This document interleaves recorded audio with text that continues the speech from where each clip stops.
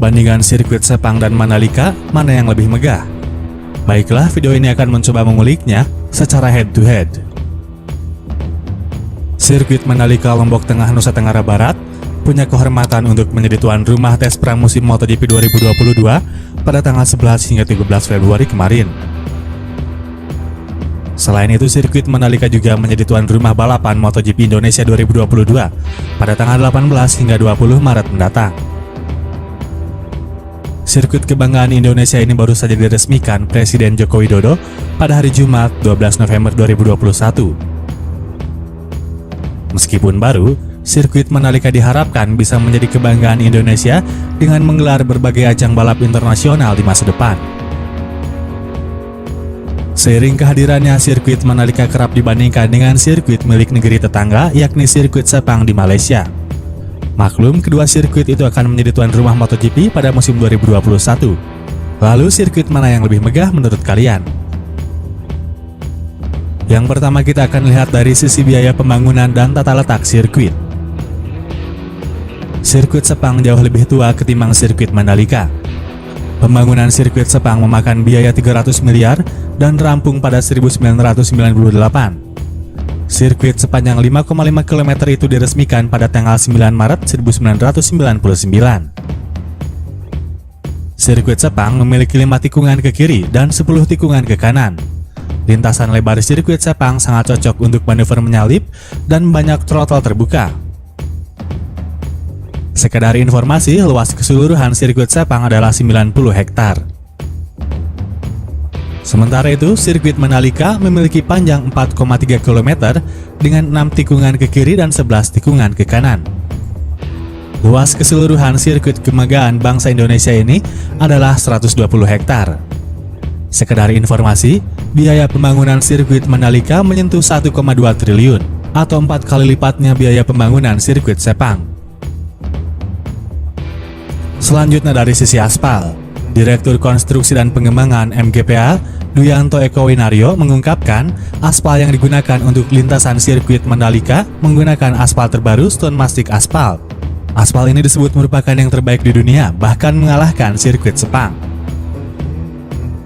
Tidak semua sirkuit di dunia menggunakan aspal jenis ini, sebab produknya baru keluar pada 2015, yang sudah itu baru Silverstone, Dubai, serta Phillip Island. Bahkan sirkuit Sepang pun belum menggunakan aspal terbaru ini, karena dia dibuat sebelum ada aspal ini, ujar Duyanto Eko Winario. Ini tipe aspal yang memiliki daya penetrasi tinggi atau penetration grade PG82. Dan PG82 ini baru keluar pada tahun 2014 sampai 2015, sehingga tidak semua sirkuit di dunia menggunakan aspal ini, ujar Duyanto Eko. Selanjutnya adalah kapasitas penonton. Sirkuit Mandalika menawarkan fasilitas papan atas bagi para penontonnya. Sirkuit Mandalika bisa menampung hingga 110.000 orang. Akan tetapi, kapasitas penonton untuk MotoGP 2022 berkurang menjadi 50.000 orang dikarenakan pandemi COVID-19. Meskipun setelahnya mengalami perubahan, kapasitas penonton untuk MotoGP 2022 akan ditambah menjadi 100.000 penonton. Sementara itu, sirkuit Sepang dapat menampung hingga 130.000 penonton.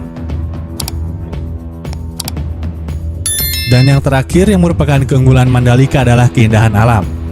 Ya, sirkuit Mandalika bisa dikatakan unggul dari sisi keindahan alam ketimbang sirkuit Sepang.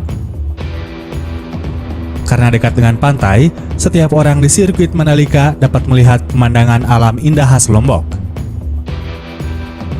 Selain pantai, deretan bukit indah sirkuit Mandalika juga sangat memanjakan mata.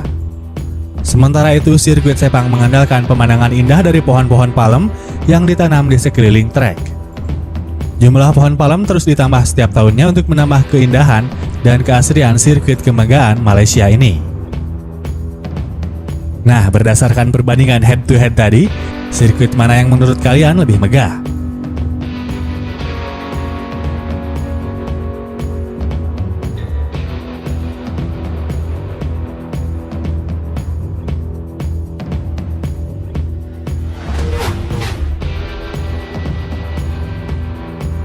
Permukaan aspal yang kotor membuat tes pramusim MotoGP 2022 di Mandalika terpaksa dihentikan sejenak pada hari pertama. Para pembalap mengeluh terlalu banyak pasir serta kerikil di lintasan sehingga tidak bisa mencari pace terbaik. Menurut catatan ITDC, kecepatan tertinggi pada sesi pagi hanya 285 km per jam, masih jauh dari kisaran 314 km per jam yang jadi patokan. Penyelenggara pun turun tangan membersihkannya dalam waktu singkat. Setelah itu, pada sesi siang, para pembalap diminta untuk berputar 20 lap agar trek lebih bersih. Meski pada akhirnya inisiatif tersebut menuai beragam reaksi dari peserta, tapi mayoritas negatif karena melihat potensi bahaya.